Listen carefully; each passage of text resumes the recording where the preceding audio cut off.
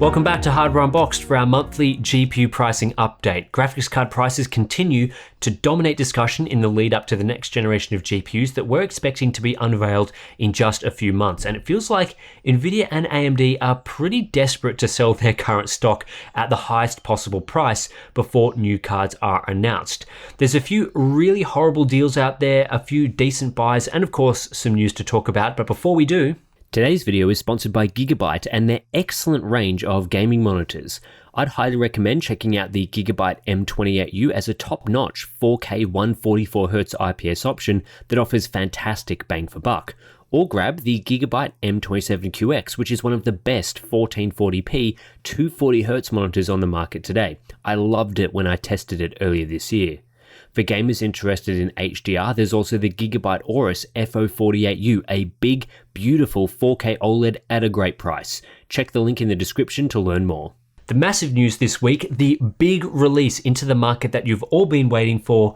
Intel's Arc A380 is now available to pre-purchase in the United States ahead of a release on August 22. That's right, one of the most powerful desktop GPUs Intel has ever made will soon be in your hands if you really want to, for the low price of just $140 US. The ASRock Challenger model is now up on Newegg as a backorder product. Very basic design, but that's to be expected in this entry-level price category. Unfortunately for Intel and ASRock, the A380 is not competitively priced if this $140 price is indeed the US MSRP. Currently, you can purchase the Radeon RX 6400 for just $135, and we recently found across a 51-game benchmark that the A380 is 9% slower at 1080p on average than the 6400. Intel's GPU does have a few advantages like proper media encoding support and more display outputs, but the A380 just isn't a good buy at $140, especially as the RX 6400 is already a pretty horrible GPU even at $135. Personally, I believe the A380 needs to be priced no more than $100 US up against other low-end offerings. The other bit of news is that apparently Nvidia and AMD are eyeing off further price reductions for current generation GPUs at the end of August. Well, I guess I probably shouldn't say this is news, it's more of a rumor from Chinese news outlets, but it has been widely reported, so probably should at least mention it here, although do take it with a grain of salt as always. We don't know for sure whether any further official price cuts will be made, and so far, at least at the time of filming this video, we haven't seen anything to suggest big discounts from either GPU vendor. However, it is pretty likely that Nvidia and AMD will continue to try and sell their existing inventory at lower and lower prices the closer we get to new GPUs, so it's definitely something to keep in mind towards the end of this month and next month. There is still a significant backlog of new GPUs yet to be sold based on what we're hearing, and current prices for many models are still quite unattractive. Speaking of unattractive GPU prices, let's look at Nvidia's lineup for the month of August based on current Newegg pricing.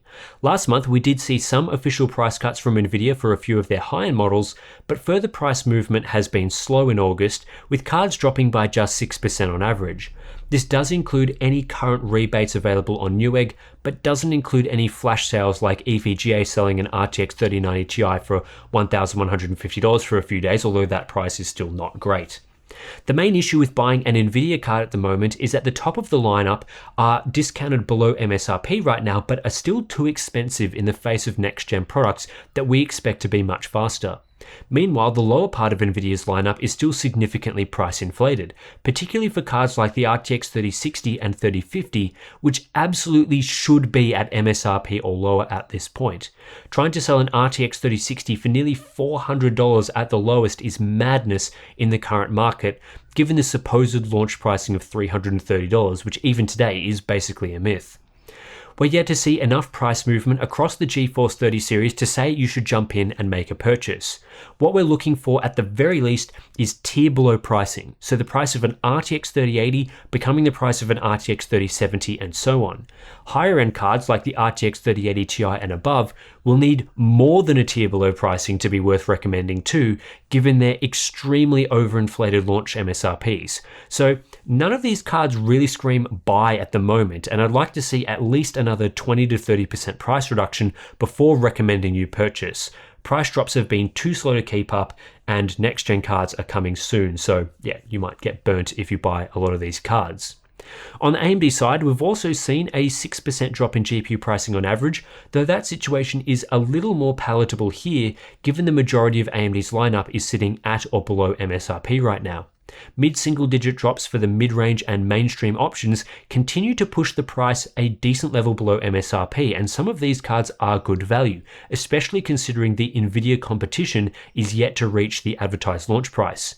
Previously, I'd thought cards like the RX 6600 had reached a price floor, but it turns out there's still room for those cards to get cheaper, even though it's unlikely we'll see next-gen cards targeting below $300 until well into 2023. AMD does suffer from some of the same issues as Nvidia though when it comes to higher end models, especially the RX 6950 XT. This card is ludicrously priced at $1,000 US when the 6900 XT has fallen to $700, so it simply makes no sense to buy the slightly faster flagship variant. That card needs a huge discount to be worth considering.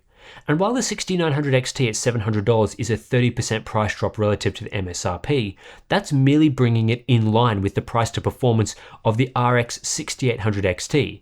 After all, the 6900 XT is currently about 10% more expensive than the near MSRP 6800 XT for about 10% more performance.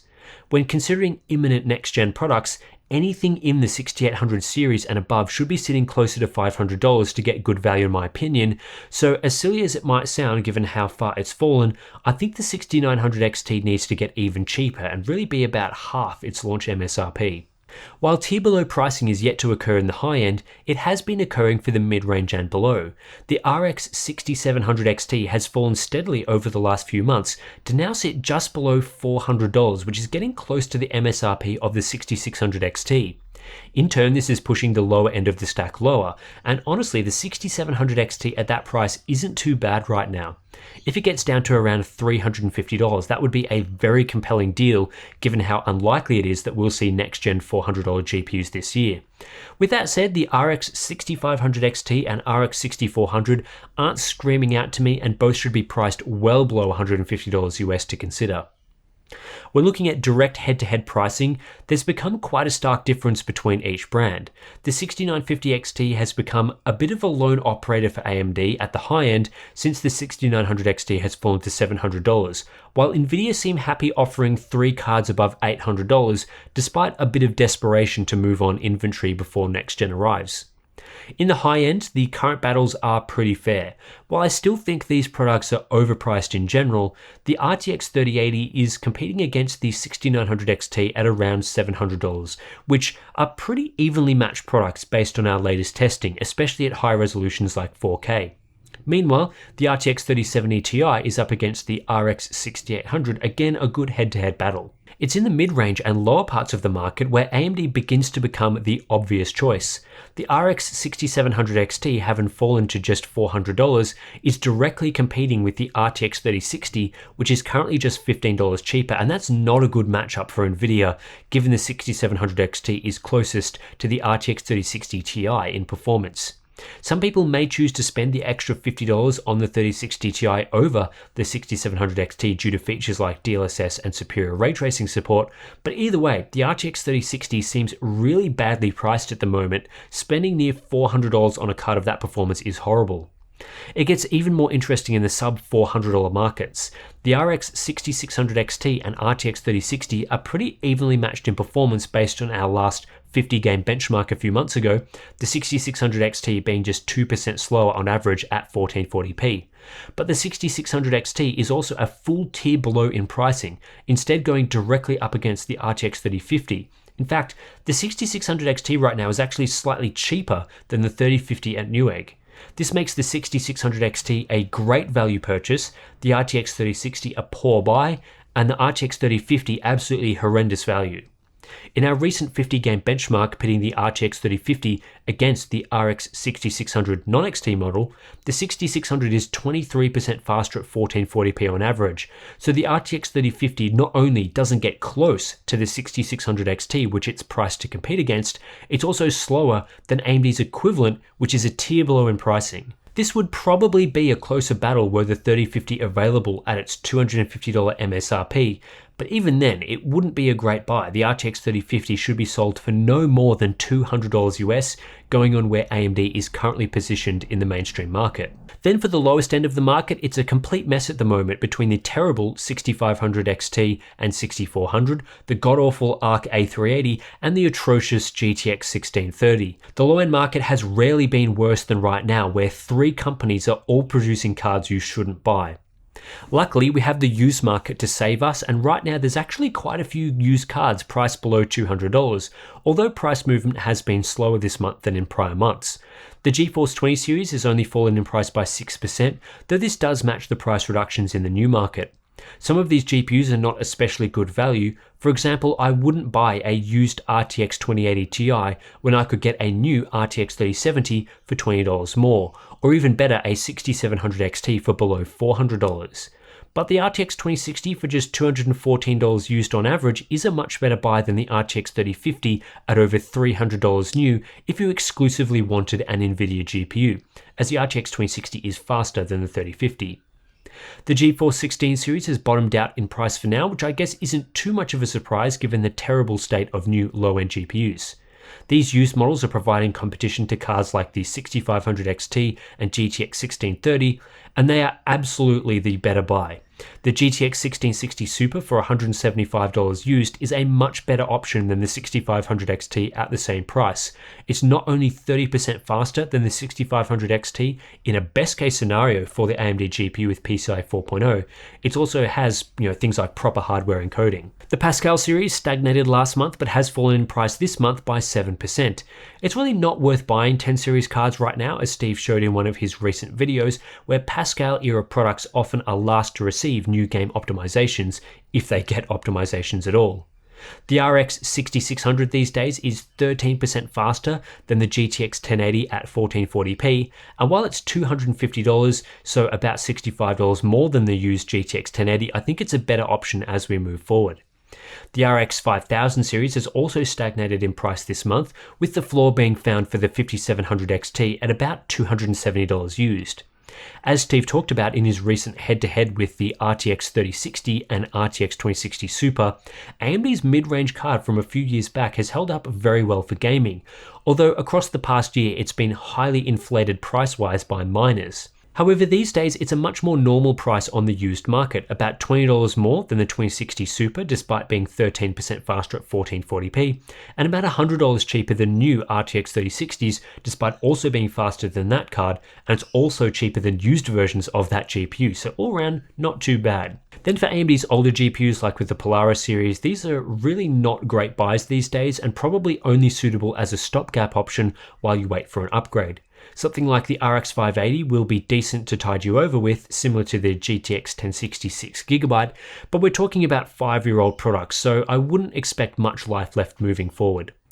The GPU market in August is pretty much as we've seen from the last few months. GPU manufacturers and ARBs are still trying to squeeze as many dollars from buyers as they can before demand completely evaporates when next-gen products are announced. The small amount of price movement we've seen this month compared to last is nothing to be excited about, and for the majority of cards, I don't think pricing is low enough to be worth considering. Our current stance for high-end shoppers is unchanged in that you should wait for at least tier below pricing, which neither AMD or Nvidia are offering right now for their 6800 and 3080 series and above. I also wouldn't consider much of Nvidia's mid-range and low-end offerings, which are amazingly still being sold for well above the MSRP, so really there's nothing from Nvidia right now that I could strongly recommend. The only products that I could recommend are some mid-tier models from AMD, which are aggressively priced, below the MSRP, and much better value than what Nvidia are trying to sell. They're also unlikely to be immediately superseded, as next-gen GPU launches typically focus on the high-end first, and so I don't expect new launches in the sub-$400 market until 2023. As for the used market, there are a few deals to be found there, but the real benefit buying used has at the moment is to offer an alternative to the atrocious low-end cards we have right now. You're much better off buying something like a used GTX 1660 Super than you are buying any of the entry-level models from Nvidia, AMD, or even Intel, which all range from bad to abysmal. Anyway, that's it for this month's look at GPU pricing. If you do appreciate these monthly updates on pricing, which we will be continuing into the sort of early parts of the next gen launch coming up in the next couple of months, then please do consider subscribing to the channel where you'll get these updates in your inbox every so often. And also we do have our Patreon and Floatplane accounts. Links are in the description below. If you sign up, you'll be supporting our independent testing. You'll get some cool benefits like our monthly live stream, which will be coming up soon, our BTS videos, we've got Discord community, lots of good stuff there. So thanks for watching, and I'll catch you in the next one.